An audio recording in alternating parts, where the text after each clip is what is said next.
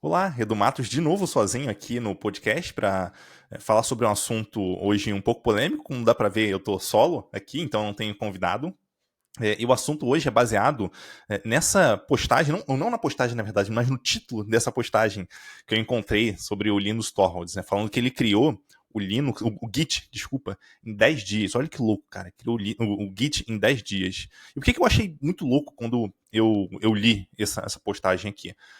O que eu vou falar não tem nada a ver com a postagem, sim, enfim, ele basicamente conta a historinha e tal, mas eu fiquei muito intrigado com esse título, porque normalmente quando a gente pensa em um engenheiro médio, vamos pegar um desenvolvedor sênior no dia a dia, um desenvolvedor sênior leva, sei lá, 20 dias, um mês, talvez, para entregar uma funcionalidade ali que, não é lá aquelas coisas, uma funcionalidade meio bunda ali e tal. Pô, leva um mês, 20 dias para fazer uma entrega.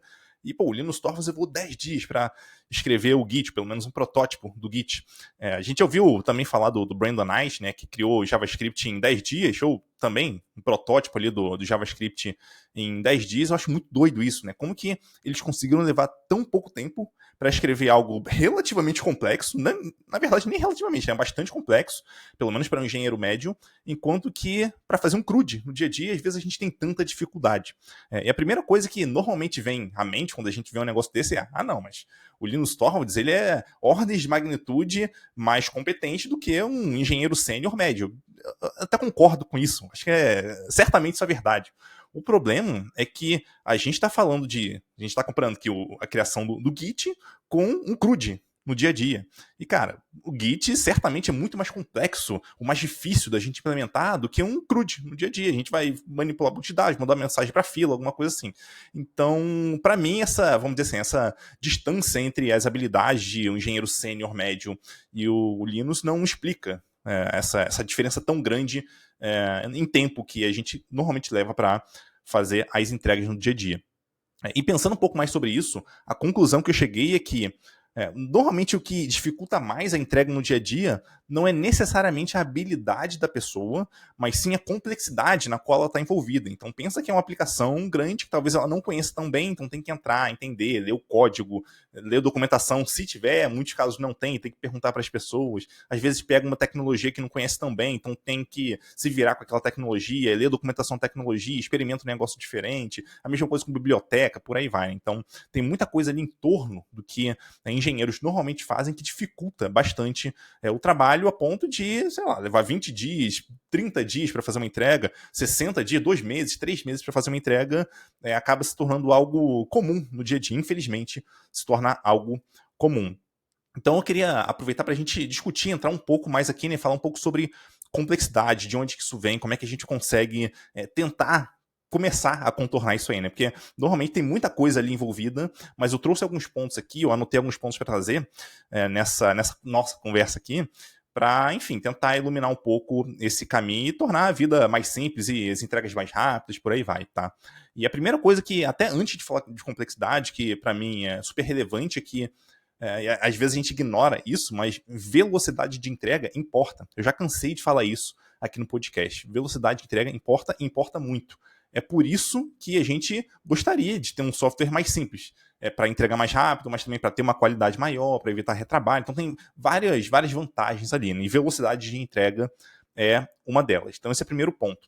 Daí a gente pensa assim, beleza, mas por que que no dia a dia o desenvolvimento de software é tão complexo nas empresas? O que que torna ele de fato complexo ali a ponto da gente demorar tanto tempo para fazer uma entrega que deveria ser relativamente simples? Acho que um ponto importante aqui, quando a gente pensa em desenvolvedores, na verdade, profissionais de maneira geral, a gente se basear vamos dizer assim, né, num estudo que saiu lá no livro, inicialmente no livro Drive, que fala sobre como que as pessoas se motivam no dia a dia. E, segundo esse estudo, as pessoas se motivam por 3 motivos diferentes. Pela autonomia, então quando elas têm autonomia em relação ao trabalho, elas tendem a se motivar mais para fazer aquele trabalho. Elas também se motivam pelo propósito, então de acordo com onde elas querem alcançar, vamos dizer assim, o resultado que aquele trabalho pode trazer, elas podem se motivar com isso. E também a maestria é um desses pontos. Então, dominar o trabalho que a pessoa faz. Então, a gente pensa em programação como algo que a pessoa está fazendo ali no dia a dia, aprendendo aos pouquinhos a usar uma linguagem de programação, banco de dados, vai evoluindo, arquiteturas, por aí vai. Então, a pessoa, normalmente o engenheiro, o bom engenheiro gosta do que faz e gosta de aprender e fazer coisas diferentes. E para mim, esse ponto de maestria é chave quando a gente pensa em complexidade. Porque pensa o seguinte, se eu estou estudando uma tecnologia nova, um jeito novo de fazer um trabalho, um banco de dados novo, seja lá o que for, a tendência é que eu quero aplicar aquilo, eu quero usar aquilo de alguma forma. Então eu não vou aprender e querer deixar aquilo no vácuo. Então eu não vou ficar satisfeito com fazer um projetinho pessoal e para mim tá tudo certo. Não, eu vou querer trabalhar num local onde eu possa aplicar esses conhecimentos novos que eu adquiri. Então, baseado nisso, naturalmente eu vou querer fazer escolhas ali que talvez não sejam as melhores para o projeto, mas que vão muito em linha daquelas coisas que eu tenho interesse de aprender. Infelizmente, a gente tem muita decisão no dia a dia ainda sendo tomada dessa forma. Então, esse desejo natural da gente aprender e se desenvolver pode acabar levando, tá? Não que ele faça isso, mas ele pode acabar levando para a gente fazer escolhas de uma forma inconsciente em relação à direção da gente escolher, enfim, caminhos que não sejam tão simples assim. Então, esse é um ponto que a gente precisa ter em mente. Mais um outro ponto super importante também para a gente ter na cabeça o tempo inteiro é que quando a gente fala de entregar ou criar software para resolver um problema de verdade, então a gente deveria levar isso a sério. Então a gente deveria desenvolver de uma forma que a gente vai resolver o problema do jeito mais simples e mais rápido possível e que não vai dar problema depois. Simples assim. Em princípio, não interessa a tecnologia que a gente está usando. A gente tem que simplificar o máximo possível para conseguir gerar o máximo de valor possível o mais rápido possível. Então, a ideia por trás de, vamos dizer assim, entregar software em produção que resolve problemas reais é esse. O que é diferente de algo que eu queira experimentar, talvez eu queira aprender uma linguagem de programação nova, um banco de dados novo, tudo bem, eu pego isso, aprendo, aplico em projetos pessoais, talvez até faça um freela, não sei se é uma ideia tão boa, mas eu posso fazer freelance com isso, de fazer um freela para usar aquela tecnologia que eu estou aprendendo e ver como que ela funciona em produção e tal. Mas quando a gente fala de, estou trabalhando numa empresa, eu quero entregar uma atividade que é importante para a empresa, que vai gerar receita, vai economizar, vai fazer seja lá o que for, então eu vou fazer de uma forma segura, vamos dizer assim. Quando eu digo seguro, com a garantia de que aquilo vai gerar o resultado que eu estou esperando, ou o mais próximo possível disso, ao invés de simplesmente pegar uma tecnologia e usar porque eu acho legal, porque está no hype, ou seja lá, pelo motivo que for, que não seja resolver um problema na ponta. Então é muito importante a gente ter isso em mente. Quando a gente fala de entregar software no dia a dia, a gente tem que pensar em resolver o problema na ponta. E é isso, e só isso. Tá? As tecnologias elas devem vir para apoiar esse caminho que a gente está seguindo. Então esse é o background que eu vou assumir daqui para frente. Toda escolha é para simplificar uma entrega. Dito isso, eu dividi em 5 partes diferentes aqui, em 5 pilares, sobre como que a gente consegue tornar o desenvolvimento de software mais simples, tá? Então vou falar alguns pontos ali que normalmente a gente faz mais complexo do que deveria, cuidados que a gente deveria tomar e como que a gente consegue tornar isso mais simples. Mas, em primeiro lugar, gostaria de deixar claro que essa não é uma lista exaustiva de todos os pontos para a gente tornar, vamos dizer assim, né, o nosso dia a dia mais simples. Mas são alguns pontos ali que eu já vi muitos erros sendo cometidos ao longo da minha carreira e que eu acho que deveria, enfim, que a gente poderia olhar com mais profundidade para tornar o processo como um todo mais simples. E o primeiro deles é o da coleta de requisitos. Então, repara que eu coloquei como primeiro ponto não o desenvolvimento em si, não a gente escrever código ou algo nesse sentido, mas sim a coleta de requisitos. Por que ela é tão importante quando a gente pensa em simplicidade? Por 2 motivos, tá? Primeiro, vamos dizer que quando a gente vai coletar o requisito, a gente não entende direito o que é necessário do ponto de vista do negócio e tal, a gente vai criar algo que é menos do que era esperado. Então, naturalmente, depois disso, a gente vai ter que voltar e a gente vai ter um retrabalho. Então, a gente vai ter que voltar naquilo, a gente vai perder tempo, porque a gente não sentou e entendeu as reais necessidades do cliente.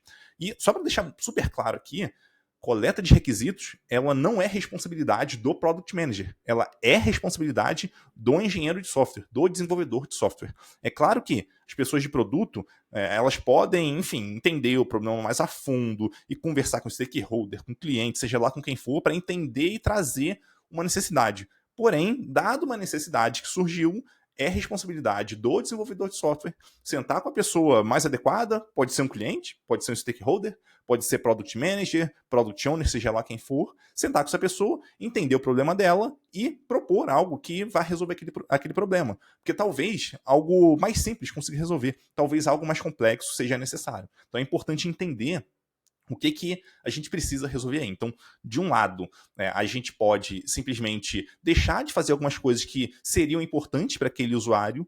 Por outro lado, a gente também pode seguir pelo outro caminho, em achar que várias coisas são muito importantes, daí a gente desenvolve e cria uma mega solução em torno daquilo, mas na prática, talvez aquilo tudo não seria necessário. Então vamos dizer, por exemplo, que pegar um caso típico aqui de geração de relatórios, trabalhei nisso diversas vezes. Talvez, quando o usuário clica em gerar o relatório, ele está satisfeito se o relatório for gerado em até 1 hora. Mas eu faço a mega engenharia, crio um banco de dados separado, os dados sumarizados, alguma coisa assim, para que o relatório seja gerado instantaneamente, ou em alguns segundos. Cara, talvez isso não seja necessário. Então, tem que conversar com o usuário para entender. Pô, se eu gerar esse relatório para você em 1 hora, é bom para você? Funciona para você? Ou precisa ser mais curto que isso? Precisa ser mais rápido que isso? Qual é o teu sentimento em relação a isso? Pô, 1 hora é muito? Pô, beleza. Então, em 10 minutos funciona para você? Em 1 minuto funciona para você? Tem que ser instantâneo mesmo? Porque dependendo do nível de, vamos dizer assim, né, de exigência desse usuário, a arquitetura que a gente vai criar, ela naturalmente vai ter que ser mais complexa. Então, se a exigência for muito grande, a arquitetura vai ser mais complexa, talvez o monitoramento vai ser mais complexo. Existem vários pontos aqui que vão tornando o desenvolvimento mais complexo. Mas, para isso, eu preciso entender o problema do usuário. Eu não posso simplesmente assumir que o usuário precisa daquilo instantaneamente, ou que precisa de um jeito ou de outro jeito. Não, senta, conversa. Entende o que está ali por trás, para que você consiga criar um software de uma forma que ele resolva o problema e resolva exatamente o problema no nível que é necessário. Então, se é para gerar o relatório em 1 minuto, não é para gerar nem em 10 minutos, nem em 1 segundo. Gera dentro de 1 minuto, numa janela ali de, sei lá, 30 segundos, 40 segundos, 20 segundos talvez, alguma coisa mais ou menos nessa faixa. Já deve ser bom o suficiente. E provavelmente, se não for algo muito gritante, você vai conseguir criar uma solução que seja mais simples. Então, tudo começa na coleta de requisitos. Se essa etapa for mal feita, naturalmente quem vai sofrer ou é a complexidade, porque como engenheiro a gente talvez queira criar algo mais complexo do que o necessário, ou quem vai sofrer é a qualidade, porque a gente vai entregar um negócio que talvez não atenda às necessidades do usuário. A chance da gente acertar na mosca é relativamente pequena, então não conte com isso, tá? Então converse com o usuário, converse com o Product Manager, seja lá quem estiver demandando. E quanto mais próximo da pessoa que vai usar, melhor. Então, do cliente, talvez um usuário interno, por aí vai. Então, esse é o primeiro ponto. A gente começa com os requisitos. O segundo pilar, vamos dizer assim, é o que eu chamei aqui de codificação. Tudo que tem a ver ali diretamente com tecnologia e que não é arquitetura ainda. Arquitetura eu vou falar um pouquinho depois. Então, vou começar com codificação. Dentro de codificação, tem muita coisa que a gente pode fazer para tornar o nosso dia a dia mais simples. Então, a ideia aqui não é eu passar 1 hora falando sobre isso, até porque dá até mais pano para manga do que isso, né? Dá para falar sobre horas por isso. Mas eu trouxe alguns pontos aqui que, na minha visão, fazem mais diferença quando a gente pensa em relação a desenvolvimento simples de software. E o primeiro ponto é a gente parar de usar ferramentas, ou evitar, né, pelo menos, usar ferramentas que são sem sentido. Por exemplo, linguagens exóticas. Eu vou usar Haskell para resolver esse problema. Eu vou criar uma API em Rust para resolver isso assim, assim, assado. Então, tudo bem, Haskell talvez seja uma linguagem legal, Rust talvez seja uma linguagem legal. Mas quando a gente pensa no dia a dia, não é tão prático. As pessoas não conhecem a linguagem, vão ter que aprender e vai dar trabalho para aprender. Não é tão fácil assim a gente conseguir aprender uma linguagem tão bem a ponto de se tornar proficiente rápido naquela linguagem, fora talvez algumas exceções aí termos de linguagem. Então, quando a gente fala de escolha de linguagem, de critérios para a escolha de linguagem, o que eu diria é, primeiro critério, o time conhece bem essa linguagem? Porque se ele conhece bem, então deixa ele continuar trabalhando com essa linguagem, a não ser que seja um caso muito específico, provavelmente não é a maioria dos casos aqui, tá? Mas, em geral, se o time conhece bem aquela linguagem, provavelmente ela é a melhor linguagem para o time usar para resolver o problema. Mesmo que o desempenho dela não seja lá aquelas coisas, tá? Desempenho a gente tem várias formas de resolver, não vou entrar tanto nesse mérito aqui, mas se o time conhece bem a linguagem, é bem provável que essa seja uma boa pedida. Segundo e último aqui que eu vou falar de linguagem é o quão bem essa linguagem é aceita na comunidade, o quão grande é essa linguagem. Tem até esse Para você que está assistindo a versão em vídeo, eu vou compartilhar contigo agora as 10 linguagens mais populares de acordo com o GitHub. Então, ele tem essa listazinha aqui. Então, começa com JavaScript em primeiro lugar, já está há vários anos aí em primeiro lugar.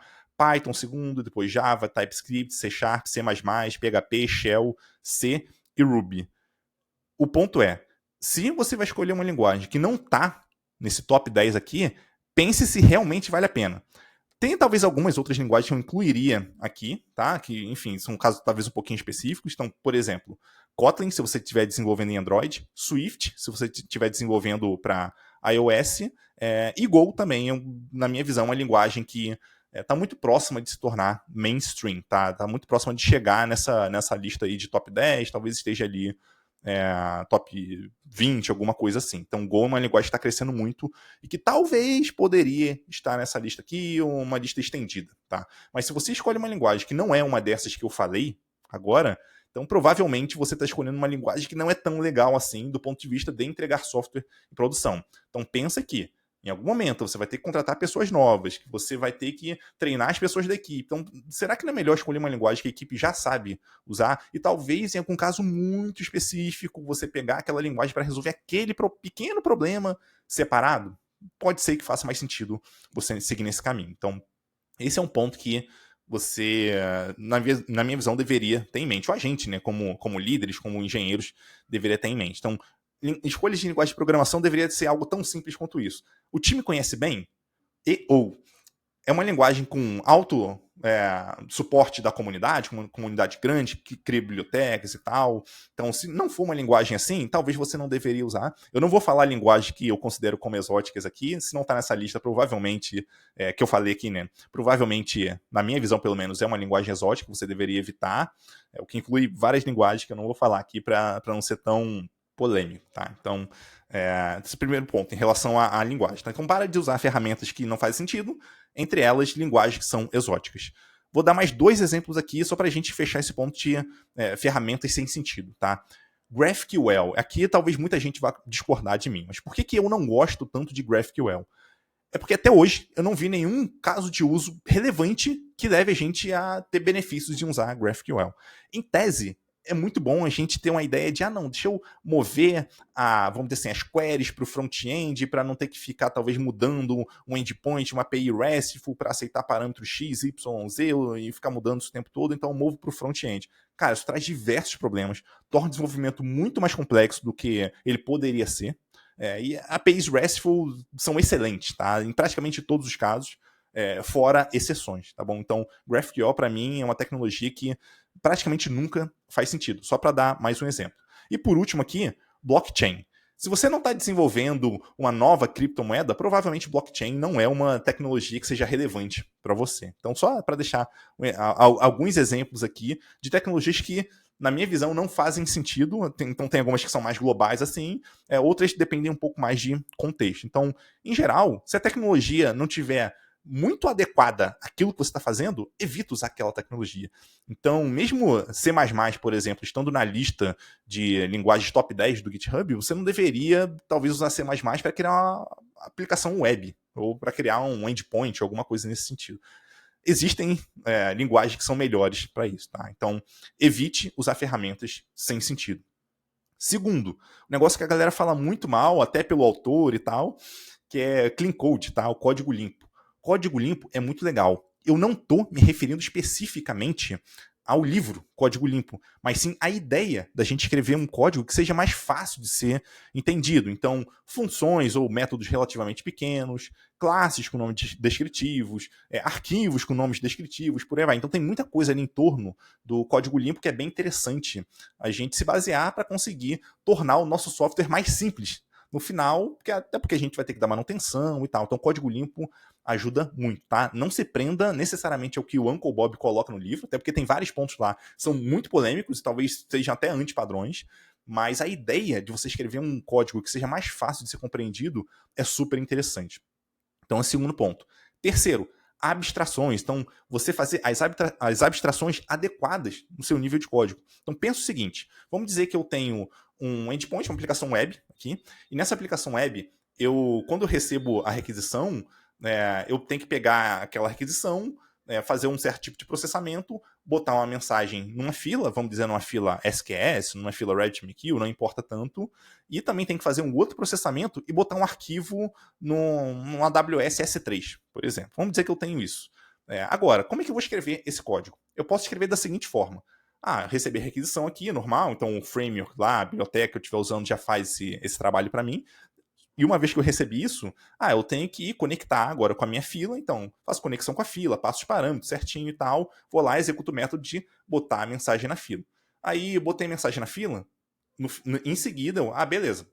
Agora eu vou continuar aqui para fazer o processamento aqui adicional, para em seguida gerar um arquivo e botar esse arquivo lá no S3. Mas para botar no S3, tem que conectar com o S3, passar os parâmetros corretos ali e tal, fazer uma outra configuração, e enfim, colocar o arquivo no S3 e finalizar a request, vamos dizer assim. Você dá o return lá do código que é relevante para o usuário. Vamos dizer que a API funciona dessa forma. Tá, mas repare que se você fizer isso tudo no seu código, fazer uma conexão com a fila, não é uma forma tão interessante. O que eu recomendo aqui, para simplificar muito o código, você abstrai essas coisas. Então, fila é um conceito que dá para ser abstraído. Fila, string, você consegue abstrair esse conceito. Então, você cria uma classe, um struct, ou seja lá como a sua linguagem chamar, você cria uma estrutura que encapsula aquilo para você simplesmente abstrair. Então, você pode usar uma fila no SQS, RabbitMQ, talvez até usar o Kafka, basicamente com a mesma interface de enviar mensagem e pegar mensagem, por exemplo, ou de remover uma mensagem da fila, ou alguma coisa nesse sentido. Então, você consegue abstrair. Depois, no caso do S3, você está trabalhando basicamente com file storage. Então, pode ser o S3, pode ser o R2 da Cloudflare, pode ser trabalhar localmente, salvar o arquivo localmente, se fizer sentido, pode ser você trabalhando com um SFTP ou alguma coisa nesse sentido. Então, você tem abstrações em torno disso.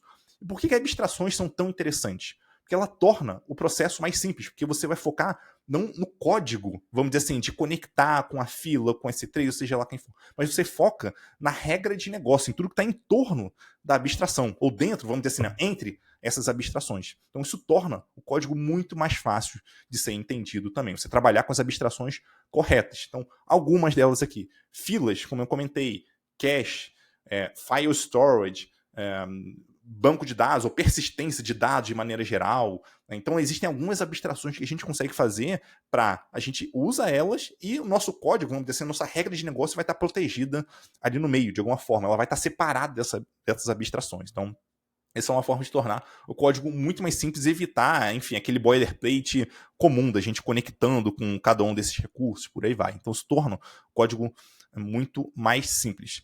E uma última recomendação, ainda dentro de codificação, por mais que o termo que seja arquitetura que eu vou mencionar, mas isso está dentro de codificação, dentro de design de sistemas, é o famoso Screaming Architecture, e que também vem do Uncle Bob. A pessoa, enfim, eu não curto muito várias coisas que ele fala, mas essa ideia de Screaming Architecture é muito legal. O que é isso? Basicamente, pensa o seguinte, quando você olhar para o código, para o seu repositório lá, você consegue entender o que o projeto faz, mais ou menos, né, por alto, o que ele é, baseado somente nos nomes dos diretórios e dos arquivos que estão na raiz do projeto. Então você não precisa necessariamente entrar e ler uma documentação, você consegue ter uma ideia. Claro que documentações ajudam nesse sentido, mas se você conseguir ter uma ideia, pelo menos, do que o projeto faz, olhando somente, vamos dizer assim, a pasta raiz dele, cara, excelente trabalho. Isso torna muito mais fácil você desenvolver depois. Quando você precisar desenvolver alguma coisa nova, você basicamente já sabe onde colocar. Talvez você vai criar um módulo novo, talvez você vai entrar no módulo que já existe e você vai colocar isso lá dentro. Então, Screaming Architecture é uma forma muito interessante da gente estruturar o nosso código em termos de simplicidade. Então, esse foi o segundo pilar, codificação. Terceiro pilar, testes. Aqui eu também tenho muita coisa para falar, mas eu não vou falar sobre tudo hoje. Eu vou falar sobre 2 pontos que eu acho mais relevantes aqui, tá? O primeiro ponto é uso de local stack e test container. Então, é muito tentador a gente usar, por exemplo, local stack para simular um S3 localmente, para simular um recurso, né, da AWS. Um S3, um SQS ou qualquer recurso da AWS. É muito tentador, porque nosso código conecta com S3, conecta com SQS, então, vamos usar o local stack durante os testes para a gente simular esses caras e garantir que realmente está funcionando. Porque se funciona com local stack, vai funcionar também em produção. É muito tentador fazer isso. Porém, o problema é que testes que envolvem local stack e teste container de maneira geral, então usar containers para levantar serviços dentro durante os testes, torna um teste muito mais lento, tá? E velocidade em teste importa muito. Então a minha sugestão é, talvez local stack, teste container não, mas talvez local stack seja muito interessante para desenvolvimento local, tá? Então, enquanto você está desenvolvendo o software localmente e quer rodar manualmente, executar os processos na mão, tudo bem, ele pode ser muito interessante. Porém, quando a gente fala em rodar esses testes automaticamente, aí isso pode ser um problema. Porém, tem uma exceção aí, que é no CI. Então, dentro do pipeline CI/CD, eu acho super ok você usar um serviço lá dentro, eventualmente até usar o local stack para você colocar lá o S3 rodando, para você colocar um Postgre rodando, ou banco de dados que você vai usar em produção lá dentro do CI/CD para rodar os testes lá. Que aí sim, lá se levar um pouco mais de tempo não tem problema. Mas para rodar localmente, eu não recomendo. Isso vai tornar os testes mais complexos do que eles poderiam ser. E ainda baseado nisso, né, e entra o segundo ponto aqui em relação aos testes, que é mock as abstrações, mock o que está em torno. Então, se você usa o S3, por exemplo, você pode criar um fake, que é um tipo de mock, onde esse fake vai simular uma comunicação com o S3, porém, ele vai fazer tudo localmente. Então, ele vai salvar o arquivo em memória, vai retornar o arquivo para você, se você pedir para ele abrir, ou então vai salvar, talvez, em disco mesmo, localmente. Em disco talvez seja um pouquinho mais problemático, mas enfim. Então, você vai criar, vamos dizer assim, um fake, um mock ali, para que você não precise lidar com aquele recurso real. Então, pode ser usado no caso de S3, no caso de uma fila. A fila pode ser, por exemplo, uma lista ou um array, dependendo da linguagem que você estiver usando. Então, você vai usar recursos, vamos dizer assim, em memória, geralmente, para você simular esses recursos que você usar em produção. Tá? Então, essa é uma forma muito mais interessante de fazer testes que são muito mais simples e focar no que realmente importa, no que realmente muda ali, que é a regra de negócio, tá? Só um cuidado importante para você tomar quando você está lidando com mock e dentro de teste, é quando você lida com banco de dados, porque em diversos casos a gente tem regras de negócio embutido no banco de dados. E como que a gente tem regras de negócio lá?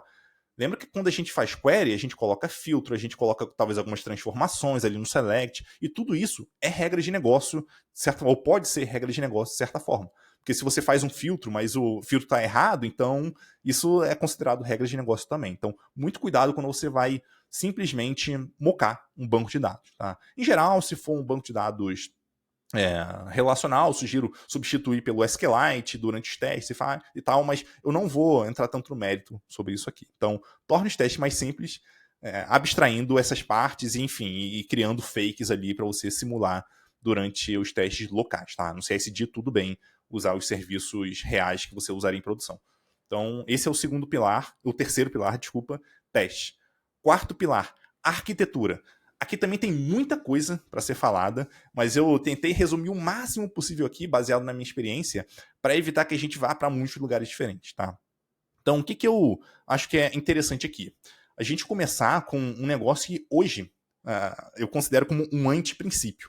Até não sei quanto tempo atrás, eu considerava essa frase que eu vou falar já como uma frase super, vamos dizer assim, importante para nossa área. Mas hoje eu acho que ela é um anti-princípio, tá? E que frase é essa? A frase fala assim, óbvio que eu estou colocando de uma forma mais simples aqui, tá? Mas a frase fala assim, use a ferramenta mais adequada para resolver o problema que você tem em mãos. Então essa é a frase. Use a ferramenta mais adequada para você resolver o problema que você tem em mãos. Parece que ela faz muito sentido, essa frase. Porque, não, claro, vou usar a ferramenta mais adequada para resolver cada problema. O problema por trás dessa frase, e o porquê de eu considerar que essa frase, para mim, hoje, é um anti-princípio, é por um motivo muito simples. E quando a gente usa essa frase, ela pode justificar a escolha de basicamente qualquer tipo de tecnologia para resolver qualquer problema. Porque se a gente tem, por exemplo, um problema cabeludo que depende de desempenho do código, alguma coisa assim, é muito fácil eu falar, tipo, não, então vamos usar Rust aqui, porque Rust é uma linguagem que, em termos de desempenho, ela é excelente. Pô, massa, mas ninguém conhece Rust na equipe. Talvez a pessoa que deu essa ideia, ela mesma não conhece Rust. Então, como é que ela vai desenvolver aquilo? Como é que ela vai dar manutenção? E se essa pessoa, eventualmente, até conhece sobre Rust, mas ela sai da equipe? E as pessoas que vão ficar, vão conseguir dar manutenção? Não vão? Como é que vai funcionar isso daí em diante? Então, a gente sempre consegue, ou quase sempre consegue escolher tecnologias que não fazem o menor sentido com esse, vamos dizer assim, com esse mote, né? De, não, vamos escolher a melhor tecnologia para resolver esse problema. Então tem que tomar muito cuidado quando a gente usa essa frase. Eu já vi até aplicação usando, por exemplo, Erlang, porque no passado, lá na década de 70, Erlang foi criado para resolver problema de resiliência e papapá, e a gente tem esse problema aqui também, então vamos usar Erlang para resolver nosso problema. Cara, quem conhece Erlang? Quem usa Erlang na vida? Sabe?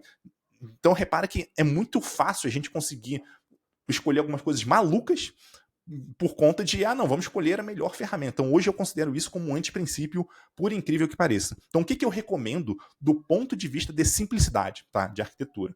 Eu recomendo o seguinte: quando você for resolver um problema, pensa em criar um desenho que, na tua cabeça, em princípio, faça sentido para resolver esse problema. Então esse é o primeiro passo. Saia com um desenho que, em princípio, faça sentido. Não precisa iterar muito e tal, cria um desenho que minimamente faz sentido. A gente vai iterar nesse desenho, tá? Então o primeiro passo é desenhar algo que faz sentido.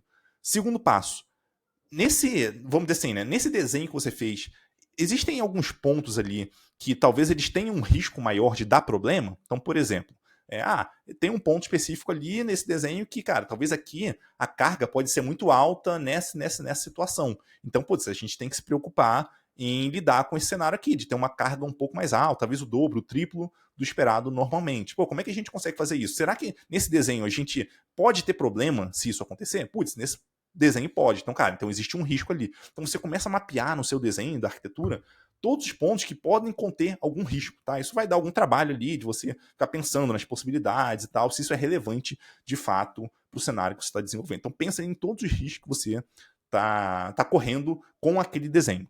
Pensou, mapeou esses riscos em todo o seu desenho? Beleza. Aí entra o próximo passo, que é, baseado nesses riscos, você vai mitigar de alguma forma. Como que você mitiga? Geralmente tornando mais complexo. Então você pode até começar com algo simples, não tem problema, mas você vai precisar tornar mais complexo porque você tem um risco ali envolvido. Então, por exemplo, eu tenho uma API, eu tenho um endpoint que eu estou criando aqui, e nesse endpoint eu recebo uma requisição que, cara, em alguns casos, eu vou levar provavelmente alguns vários segundos para processar. Então talvez não seja interessante eu ficar processando isso aqui e segurando a conexão. Talvez seja melhor eu mandar para uma fila e processar em background. Então isso pode fazer mais sentido. Então eu consigo mitigar o risco dessa forma. Beleza, você adicionou complexidade, colocou numa fila onde não estava sendo usado uma fila, onde estava sendo tudo processado sincronamente, mas que para o cenário faz sentido. Então você tornou complexo com um motivo para tornar complexo. Você não fez complexo porque você achou que era a forma mais bonita de se fazer. Então, precisa existir um motivo para você tornar as coisas mais complexas. Não é só porque você acha bonitinho. Então você vai mapeando isso e vai iterando, fazendo isso o tempo todo. Tem algum ponto aqui que a gente ainda corre risco e vai fazendo isso, e vai iterando, e vai melhorando a solução até ficar no ponto que não.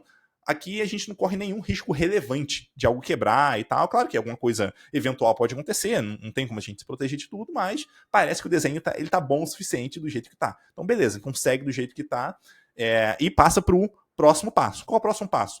Tem algum ponto que, eventualmente, está mais complexo do que poderia e a gente consegue simplificar sem adicionar nenhum risco relevante? Então, cara, aqui a gente está fazendo processamento em background, mas eu acho que aqui não precisa fazer um processamento background, aqui pode ser sincronamente, ou aqui, cara, a gente não precisa nem processar dessa forma, a gente pode fazer um cron aqui, que, sei lá, de hora em hora ele vai rodar, ele é mais simples do que a gente fazer desse outro jeito aqui. Então você vai pensando em como simplificar também, sem adicionar nenhum risco relevante no projeto. Então você faz isso tanto para tornar mais complexo, quanto para tornar mais simples alguns pontos ali que você eventualmente não tenha olhado ainda.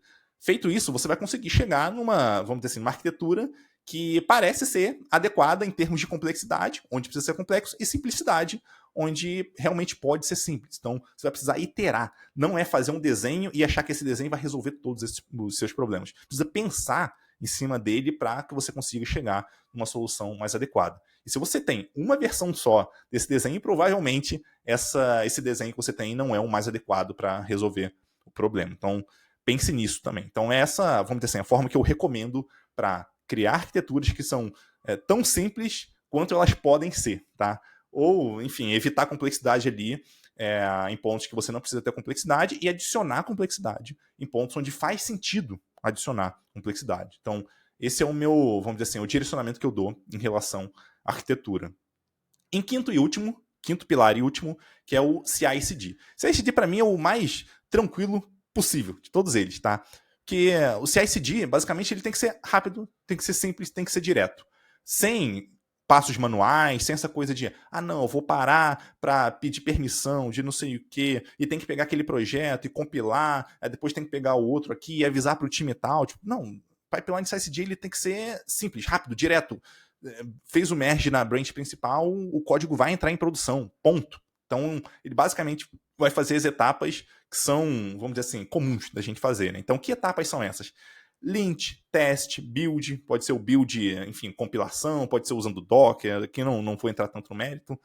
Migrações, se tiver banco de dados, se fizer sentido usar migrações, e a troca, de fato, do código em produção. Pode ser que você tenha uma ou outra etapa aí no meio também, que você acha que faça sentido, mas, em geral, são essas aqui as mais básicas que a gente consegue pensar para um pipeline, um bom pipeline de CI/CD. Então, ele é automático, ele é simples, ele é direto, ele é rápido, cara, é isso. Se tiver alguma coisa que seja diferente disso que eu falei, provavelmente ele está mais complexo do que poderia, e você, enfim, se beneficiaria de tornar esse processo mais simples também. Então, esses são os 5 pilares que eu, vamos dizer assim, né, acho mais relevantes aqui para trazer esse nosso papo aqui mais próximo hoje, para a gente conversar um pouco sobre como a gente consegue tornar o desenvolvimento de software mais simples.